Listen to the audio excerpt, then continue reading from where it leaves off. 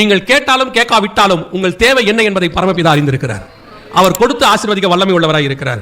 இப்போ சொல்றேன், என்ன அளவில் நான் சொல்றேன். நான் இயேசுவை ஏற்றுக்கொண்டு 33 வருஷம் ஆச்சு. இந்த 22 வருஷம் ஊழியத்தில் நான் சொல்றேன், என் தேவைகள் அத்தனையும் பரலோகம் கண்ணும் கருத்துமாக செய்கிறது.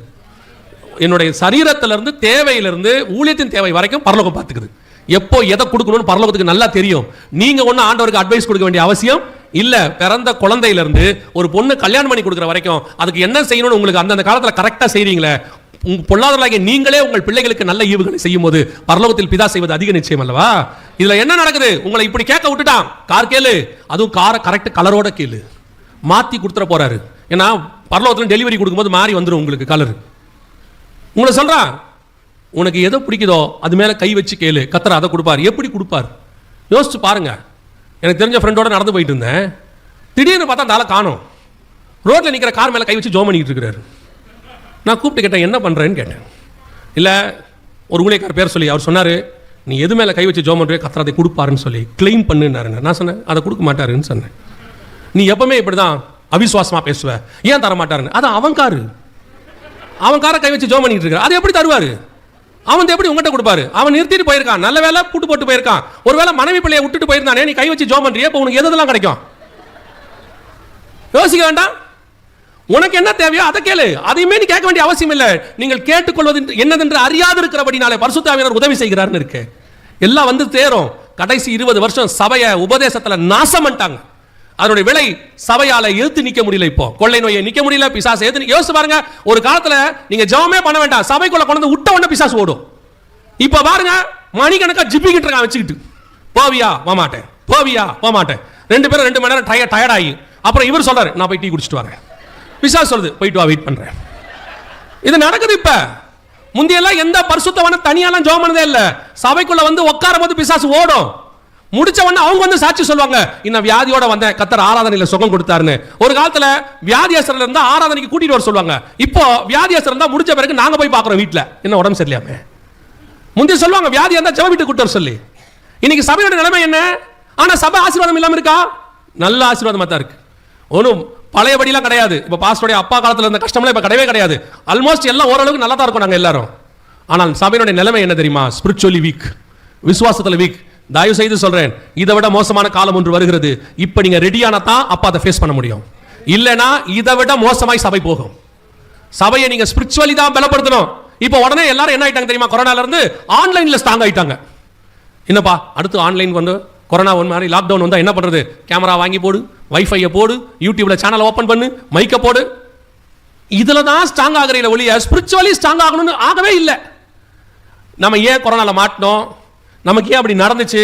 ஆந்திரால நாங்கள் ஒரு ஊழியத்துக்கு போயிருந்தபோது ஒரு வயசான தாயார், ஒரு 65 வயசு இருக்கும், 60 70 வயசு இருக்கும். அந்த தாயார் பார்க்கறதுக்கு சிம்பிளா இருக்காங்க. சாதாரணமா தலையோட கொண்டை தான் போட்டிருக்காங்க. கூட்டிட்டு வந்து இன்ட்ரோடியூஸ் பண்ணாங்க, இவங்க கர்த்தருக்காக பெரிய காரியங்கள் செஞ்சிருக்கிறாங்க. அந்த அம்மா கிட்ட என்னமா நடந்துச்சு சாட்சி சொன்னாங்க. அந்த அம்மா சொல்றாங்க, அவங்க கிராமத்தில் பக்கத்து கிராமத்தில் கொரோனா நுழைஞ்சிருச்சான். கொரோனால நிறைய பேர் பாதிக்கப்பட ஆரம்பிச்சிட்டாங்களாம்.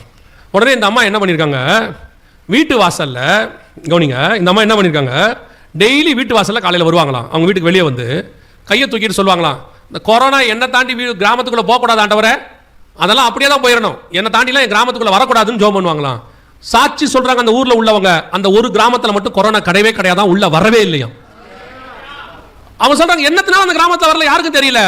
அந்த அம்மா சொல்றாங்க, அங்க இருக்கவங்க சொல்றாங்க, அந்த அம்மா கை தூக்கி டெய்லி நிப்பாங்களாம் போயிட்டு காலங்கத்தால, ஆண்டவரே என்னை தாண்டி கொரோனா உள்ள போகக்கூடாது. சமீபத்தில் ஒரு சகோதரர் பேசியிருந்தேன், போன வாரத்தில் சென்னையில் நடந்த சாட்சி. ஒரு பிள்ளைகள் ஹோம், கவர்மெண்ட் ஹோம். அந்த கவர்மெண்ட் ஹோம்ல இந்த சிஸ்டர் தான் இன்சார்ஜ். கிட்டத்தட்ட 200 பிள்ளைங்க இருக்காங்க. சென்னை முழுக்க கொரோனா. அந்த ஒரு ஹோம்ல மட்டும் கொரோனா கிடையாது, ஒருத்தருக்கு கூட கிடையாது. கவர்மெண்ட்டே வந்து கேட்டிருக்கு, எப்படி இங்கே கொரோனா வராமல் இருந்துச்சுன்னு. ஆஃபீஸர்ஸ் வந்து என்ன பண்ணியிருக்காங்க, சர்வே எடுத்திருக்காங்க. அந்த அம்மா சொன்ன ஸ்டேட்மெண்ட் என்ன தெரியுமா? அந்த சகோதரி சொன்ன ஸ்டேட்மெண்ட், ஜோம் பண்ண கர்த்தர் வராமல் பாதுகாத்தார். இன்னைக்கு இருக்காங்க, இப்போ இருக்காங்க. இன்னைக்கும் அப்படிப்பட்ட விசுவாச வீரர்கள் இருக்கிறார்கள். இன்னைக்கும் கண்மலை வெடிப்புக்குள்ளே தங்கி இருக்கிற புறாவை போல இருக்கிறார்கள். ஆனால் பெரும்பான்மையான கூட்டம் ஆசீர்வாதத்துக்கு பின்னால் ஓடிவிட்டது. நீங்கள் கேட்ட ஆசீர்வாதம் உங்களிடத்தில் இருக்கிறது, ஆனால் உங்களால் பாதாளத்தின் வாசல்களை மேற்கொள்ள முடியாமல் தவித்துக் கொண்டிருக்கிறீர்கள். அடுத்து இதை விட மோசமா வருது. இப்பவும் எச்சரிப்பா சொல்றேன், ரெடி ஆனீங்கன்னா அடுத்து ஃபேஸ் பண்ண முடியும், இல்லைன்னா கஷ்டம். இந்த சிவப்பு குதிரையின் காலம் வரும்போது இன்னொன்று நடக்கும்னு ஆண்டவர் சொல்றார். வாசிங்க 6ஆம் அதிகாரம் 5வது வசனம் வெளிப்படுத்தின விசேஷம். அவர் 3ஆம் முத்திரையை உடைத்த போது 3ஆம் ஜீவனானது நீ வந்து பார் என்று சொல்ல கேட்டேன். நான் பார்த்தபோது இதோ ஒரு கருப்பு குதிரையை கண்டேன். அதின்மேல் ஏறி இருந்தவன் ஒரு தராசை தன் கையிலே பிடித்திருந்தான். வாசிங். அப்பொழுது ஒரு பணத்துக்கு 1 படி கோதுமை என்றும் 1 பணத்துக்கு 3 படி வார்கோதுமை என்றும் எண்ணெயையும் திராட்சரசத்தையும் சேதப்படுத்தாதே என்றும் 4 ஜீவன்களின் மத்தியிலிருந்து உண்டான சத்தத்தை கேட்டேன். இந்த வசனம் என்ன சொல்லுதுன்னா, உணவு பஞ்சத்தை பத்தி பேசுது. அந்த இடத்துல பர்டிகுலரா தராசு பிடித்திருந்தான். 1 பணத்துக்கு 1 படி கோதுமை, 1 பணத்துக்கு 3 படி வார்கோதுமை, எண்ணெயையும் திராட்சரசத்தையும் சேதப்படுத்தாது. மிச்சம் எல்லாம் சேதப்படும் அர்த்தம். அது 2 மட்டும் சேதப்படாது, மிச்சம் எல்லாம் சேதப்படும் அர்த்தம். இது கருப்பு குதிரை. இது எப்போ வரணும்? சிவப்பு குதிரைக்கு அடுத்து வரணும். அதாவது கொள்ளை நோய்க்கு அப்புறம் பஞ்சம் வரணும். குறிப்பா என்ன பஞ்சம்? கோதுமை பஞ்சம், உணவு பஞ்சம் வரணும். இது எங்க இருக்கு? வெளிப்படுத்தல் 6:5-6 இருக்கு. இப்ப சகரியாவில் இன்னொரு வசனம் வாசிங்க. 2ஆம் அதிகாரம், சகரியாவின் புத்தகம் 2ஆம் அதிகாரம் 6வது வசனத்தை வாசிங்க. ஓஹோ, நீங்கள் எழுப்பி வடதேசத்திலிருந்து ஓடி வாருங்கள் என்று கர்த்தர் சொல்கிறார். வடதேசத்துக்கு போய் வாருங்கள் என்று ஓடி வாருங்கள் என்று கர்த்தர் சொல்கிறார். சகரியாவின் புத்தகத்துல ஆண்டவர் மிக தெளிவாக 6ஆம் அதிகாரத்துல ஒரு காரியம் சொல்றாரு. 6:6 வாசிங்க. சகரியா 6:6. ஒன்றில் பூட்டப்பட்டிருந்த கருப்பு குதிரைகள் வடதேசத்துக்கு புறப்பட்டு போயின. ஒன்றில் பூட்டப்பட்டிருந்த கருப்பு குதிரைகள் வடதேசத்துக்கு புறப்பட்டு. கருப்பு குதிரைனா எதை குறிக்குது? பஞ்சத்தை குறிக்குது. சிவப்பு குதிரைக்கு அடுத்து கருப்பு குதிரை, கொள்ளை நோய்க்கு அடுத்து பஞ்சம். அந்த கருப்பு குதிரை எங்க போனோம்? வடதேசத்துக்கு போனோம். இதெல்லாம் பைபிள்ல உள்ள தீர்க்க தரிசனம். சரியா துல்லியமா 2020 கொரோனா, 21 ரஷ்யா உக்ரைன் பிரச்சனை ஸ்டார்ட் ஆச்சு. உலகத்திலே கோதுமை தயாரிக்கிற நம்பர் 1 நாடு உக்ரைன், கோதுமை தயாரிக்கிற நம்பர் 2 நாடு ரஷ்யா. ரெண்டும் சண்டை ஆரம்பிச்சிச்சு. 2 நாடும் எருசலேமுக்கு வடக்கே இருக்கிற நாடு. கோடு போட்டீங்கன்னா நேரா மாஸ்கோல போய் நிற்கும் எருசலேம்ல இருந்து. அப்படியே ரஷ்யாவுடைய ஒரு பார்டர்ல உக்ரைன் இருக்கு. 2 பேரும் சண்டை போட்டாங்க. உலகம் முழுவதும் கோதுமை தட்டுப்பாடு வந்துச்சு. உலகம் முழுவதும். அதுல பெரிய ஆச்சரியம் என்னன்னு கேட்டீங்கன்னா, இது 2021 ஆரம்பிச்ச சண்டை அப்படியே கொஞ்சம் கொஞ்சமா பெருகி உலகம் முழுக்க கோதுமை தட்டுப்பாடு வந்து 2023 1 கிலோ கோதுமை 1500 ரூபாய்க்கு வித்துச்சு. இந்திய பணம் 1500 ரூபாய்க்கு பாகிஸ்தான்ல வித்துச்சு. பாருங்க, இது அப்ப உள்ளது. பாகிஸ்தானில் கடுமையான உணவு பஞ்சம் நிலவி வரும் நிலையில் கோதுமை மாவு வாங்க முயன்ற போது கூட்ட நெரிசலில் சிக்கி 4 பேர் உயிரிழந்த சம்பவம் அதிர்ச்சியை ஏற்படுத்தியுள்ளது. பாகிஸ்தானின் பொருளாதார நெருக்கடியால் அத்தியாவசிய பொருட்களின் விலைகள் விண்ணை தொட்டுள்ளன. குறிப்பாக பாகிஸ்தான் மக்கள் உணவின் முக்கிய அங்கமான கோதுமைக்கு கடுமையான தட்டுப்பாடு ஏற்பட்டுள்ளது. 1 கிலோ கோதுமை மாவு 1500 ரூபாய் வரை விற்கப்படுகிறது. எவ்வளவு? அதே காலகட்டத்தில் ஸ்ரீலங்கால 3000 ரூபாய், அதே காலகட்டத்தில் பர்மால மியான்மர்ல 10,000 ரூபாய் 1 கிலோ கோதுமை. இந்தியாலையும் கோதுமை ஏறிச்சு. இந்தியா சொல்லுச்சு, கோதுமை தயாரிக்கிற 3வது பெரிய நாடு இந்தியா. இந்தியா சொல்லுச்சு, எங்களுக்கே கோதுமை பத்தாது, அதனால நாங்கள் கோதுமை ஏற்றுமதியை நிறுத்திட்டாங்க. வரலாறு காணாத அளவுக்கு அந்த 7 வருஷத்தில் கோதுமை குறைஞ்சிருச்சு இந்தியாவில். கரெக்டாக 2021, 22 நடந்த சம்பவங்கள் இது எல்லாமே. சொல்லி வச்ச மாதிரி வடதேசத்திலிருந்து குதிரை புறப்பட்டுச்சு, பஞ்சம் புறப்பட்டுச்சு. அங்கே தான் யுத்தம் ஆரம்பிச்சிச்சு ஃபர்ஸ்ட். ஆண்டவர் சொன்னபடி துல்லியமாக 2022 உணவு பஞ்சம் ஸ்ரீலங்காவில் உச்சத்துக்கு போச்சு. எல்லா பக்கமும் உணவு பஞ்சம், ஆல் ஓவர் த வேர்ல்ட் எல்லா பக்கமும் உணவு பஞ்சம். ஸ்ரீலங்காவில் ஆரம்பிச்சு பாகிஸ்தான், ஆப்கானிஸ்தான்ல போய் அமெரிக்கா வரைக்கும். அமெரிக்கா ஷெல்ஃப்ல கோதுமை இல்லைன்ட்டான், ஐரோப்பா முழுக்க கோதுமை இல்லைன்ட்டான். அவ்வளோ பெரிய. இன்னைக்கும் உக்ரைன்ல இல்லை, இன்னைக்கும் உக்ரைன்ல விளைச்சல் கிடையாது. ஆண்டவர் சொன்னபடியே நம் கண்களுக்கு முன்பாக நடந்துட்டு இருக்குது. இப்போ இங்க என்ன பிரச்சனை தெரியுமா? இப்போ உங்களுக்கு நமக்கெல்லாம் என்ன ப்ராப்ளம்னா, இந்த விலைவாசி ஏறினாலும் அதை வாங்குற அளவுக்கு கர்த்தர் நம்மள ஆசீர்வதிச்சிருக்கிறார். இப்போ இங்க விலைவாசி ஏறாம இருக்குன்றீங்களா? இப்பவுமே இங்க அரிசி விலை எவ்வளவு? 1 கிலோ 70-80 ரூபாய்க்கு போயிருச்சு. பெங்களூர்ல 90 ரூபா 100 ரூபாய்க்கு போயிருச்சு. இதே கொரோனா காலத்தில் 35 ரூபா 40 ரூபா அரிசி விலை. அப்படியே அந்த 5 வருஷத்துல 100 மடங்கு இன்க்ரீஸ் ஆயிருக்கு. ஆனா வாங்குற அளவுக்கு நம்ம விலைப்பட்டதுனால நமக்கு இதோட சீரியஸ்னஸ் இன்னும் தெரியல. இதுவே நீங்க பல இடங்களுக்கு போனீங்கன்னா ஜனங்களால இல்ல. ஆண்டவர் சொல்றாரு ஏசாயா 14ல, பெலிஸ்தியா பாலஸ்தீன் பஞ்சத்துல சாகுன்றாரு, அதன் பிள்ளைகள் எல்லாம் பஞ்சத்தில் சாகுன்றார். இப்ப நடந்துட்டு இருக்குது உட்காந்து. நம்ம ஊர்ல 5 ரூபா விற்கிற பிஸ்கட் பாக்கெட் ஊர்ல 4000 ரூபாய்க்கு விற்குது. அதான் அங்க ஸ்ரீலங்கால 5 ரூபா பிஸ்கட் பாக்கெட் 300 ரூபாய்க்கு விற்குது. இங்க என்ன, நான் எப்பவும் சொல்வேன், இந்த தமிழ்நாடும் கேரளாவும் இருக்குல்ல, இந்த தமிழ்நாடு கேரளா இது ஏதோ ஒரு கிருபையில எப்பவும் தப்பிச்சுக்கிட்டே இருக்கு, ஏதோ ஒரு ரீசன்ல தப்பிச்சுக்கிட்டே இருக்கு. நான் அதை எப்படி எடுத்துக்கிறேன் தெரியுமா? ஏதோ நம்மளுடைய விடவிடா அதை ஜபத்தினாலும் உலகால் போட்டு கரங்களை உயர்த்து, அதெல்லாம் ஒரு மண்ணங்கட்டியும் இல்லை. அது எதனால தெரியுமா? நான் விசுவாசிக்கிறேன், தோமாவோடைய முதல் ஸ்டெப்பு கேரளா, கடைசி ஸ்டெப்பு மயிலாப்பூர். இந்த 2 ஸ்டெப்புக்கு நடுவில் இந்த 2 மாநிலமும் யார் யாரோ என்னென்னவோ முயற்சி பண்ணியும் இன்னைய வரைக்கும் காப்பாற்றப்பட்டு இருக்கு. இப்போவும் சொல்றேன், சபை ஒழுங்காக இருக்கிற வரைக்கும் தேசம் ஒழுங்காக இருக்கும். சபை சோரம் போச்சு, தேசமும் போச்சு. இன்னும் தமிழ்நாடும் கேரளாவும் ஓரளவுக்கு காப்பாற்றிக்கிட்டு இருக்கு உட்காந்து. இப்பவும் சொல்லுவேன், நாம ஏதோ கிருபையில தப்பிச்சுக்கிட்டு இருக்கிறோம். போய் பாருங்க, நிறைய பேரை பார்க்குறீங்களே அங்கிருந்து இங்கே வேலைக்கு வராங்கன்னு. என்ன காரணம் நினைக்கிறீங்க? பல மாநிலங்களில் ஒரு மாதம் சாப்பாட்டுக்கே வழி இல்லை. எது எல்லா மாநிலங்களையும் பஞ்சம் தலைவிரிச்சாடுது. கர்த்தர் இங்கே கிருபையாக காப்பாற்றிக்கிட்டு இருக்கிறார். அல்லேலூயா. ஆனால் நல்லா தெரிஞ்சுக்கொள்ளுங்க, உலகளாவிய உணவு பஞ்சம் போய்கிட்டே இருக்கு உச்ச நிலைக்கு. மடகஸ்கரில், ஹைத்தியில், பல பகுதிகளில் இன்னும் போயிட்டு இருக்கு. சூடானில், காசாவில், எல்லா பகுதிகளையும் பஞ்சம் போகுது. அந்த வசனத்தில் எவ்வளோ அழகாக ஆவியான ஒரு ப்ராஃபஸி சொல்லியிருக்கிற பாருங்க. திருப்பி வாசிங்களேன். அந்த 6ஆம் அதிகாரம் வெளிப்படுத்தின விசேஷம் 6வது வசனத்தை திருப்பி வாசிங்க. அப்பொழுது ஒரு படத்துக்கு 1 படி கோதுமை என்றும் 1 படத்துக்கு 3 படி வார்கோதுமை என்றும் எண்ணெயின் திராட்சரசத்தை சேதப்படுத்தாதே என்றும் 4 ஜீவன்களின் மத்தியிலிருந்து உண்டான சத்தத்தை கேட்டேன். அந்த வசனத்துல பாருங்க, கோதுமை உணவெல்லாம் பாதிக்கப்படுமா? எது ரெண்டும் பாதிக்கப்படாது? எண்ணெயும். இந்த வசனம் எப்ப எழுதுனது தெரியுமா? யோவான் பத்மு தீவில் இருக்கும்போது எழுதுனது. கிபி 90லேருந்து 96க்குள்ள, அதாவது இன்னையிலிருந்து 1900 வருஷத்துக்கு முன்னாடி எழுதும் போது சொல்றாரு, ஒரு கொள்ளை நோய் வரும், அதுக்கப்புறம் வட தேசத்திலிருந்து பஞ்சம் புறப்படும், குறிப்பா கோதுமை பஞ்சம் புறப்படும், அது உலகளாவிய பஞ்சம். அந்த காலகட்டத்தில் நல்லா கவனிங்க, எண்ணெயும் திராட்சரசமும் எப்படி இருக்கும்? சேதப்படாமல் இருக்கும். இன்னைக்கு உலகத்தின் பொருளாதாரத்தை காப்பாற்றுறது எதுன்னு நினைக்கிறீங்க? நம்பர் 1 பொருள் ஆயில், கச்சா எண்ணெய், க்ரூட் ஆயில். இன்னைக்கு வேர்ல்ட்லயே நம்பர் 1 அதான் காப்பாத்திட்டு இருக்குது. ஆனா விஷயம் தெரியுமா? பூமிக்கு அடியில எண்ணெய் இருக்கு, அதை தோண்டி எடுத்து வியாபாரம் பண்ணலான்னு மனுஷன் முதல்ல கண்டுபிடிச்சது 1857 கலிபோர்னியால. ஃபர்ஸ்ட் எண்ணெயை டிக் பண்ணி எடுத்தது அமெரிக்கால 1857. அதை வியாபாரம் பண்ணி இன்னைக்கு நம்பர் 1 இருக்குல்ல சவுதி அரேபியா, இவங்க தோண்டி எடுத்தது 1943க்கு அப்புறம் 46ல தான். ஆனா 1900 வருஷத்துக்கு முன்னாடி பைபிள் சொல்லுது, கொள்ளை நோய்க்கு அப்புறம் பஞ்சம் வரும், கோதுமை பஞ்சம் வரும். அந்த பஞ்சத்தின் காலத்துல எண்ணெயும் திராட்சரசமும் சேதப்படாமல் இருக்கும். இத்தனை துல்லியமாய் தீர்க்க தரிசனம் உரைக்கிறதுக்கு நம்முடைய ஆண்டவரை தவிர வேறு தேவன் உலகத்தில் இல்லை. அந்த பரிசுத்த புஸ்தகம், பரிசுத்த வேதாகமம் மட்டும்தான். அல்லேலூயா. இவ்வளவு பர்ஃபெக்ட்டா யார் சொல்ல முடியும்? சொல்லுங்க பாப்போம். 1900 வருஷத்துக்கு முன்னாடி. அதான் நான் சொல்லுவேன், இந்த பரிசுத்த வேதாகமம் மட்டும் இவ்வளவு துல்லியமா இருக்கிறத வேற எந்த மதத்தார் கண்டுபிடிச்சாலும் அவங்க வேதத்தை அவ்வளவு பத்திரமா வச்சுப்பாங்க. ஆனா நம்ம மட்டும்தான் இதை இவ்வளவு அசட்டை பண்றோம். இந்த பைபிளை படிக்கிறதும் இல்ல. நம்ம வீட்டில் பைபிள் எல்லாங்கிறது ஒரு வால் கிளாக் மாட்டி இருக்கிற மாதிரி இருக்கும் எல்லார் வீட்லையும்.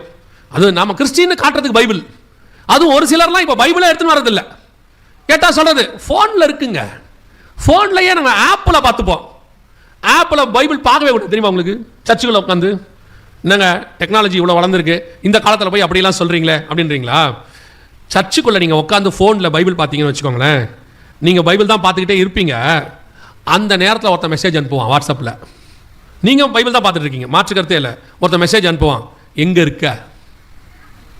உடனே நீங்கள் பைபிளையும் பார்ப்பீங்க, பாஸ்டரையும் பார்ப்பீங்க, ஃபோனையும் பார்ப்பீங்க. அப்படியே பார்த்துட்டு இப்போ நீங்கள் ரொம்ப திறமைசாலி ஆகிட்டீங்க. நேராக பார்த்துக்கிட்டே எங்கள் மெசேஜ் டைப் பண்ணுற அளவுக்கு திறமைசாலி ஆகிட்டீங்க. கீபேட்லாம் பார்க்க வேண்டிய அவசியமே இல்லை. இப்போ அந்த அளவுக்கு திறமைசாலி. இப்படியே ஒரு மெசேஜ் அனுப்புவீங்க, சர்ச்சில் இருக்கேன், என்ன விஷயம்? அவன் திருப்பி அனுப்புவான், நாங்கள் எல்லாம் ரெஸ்டாரண்ட்டுக்கு போகிறோம், வரியா இல்லையா?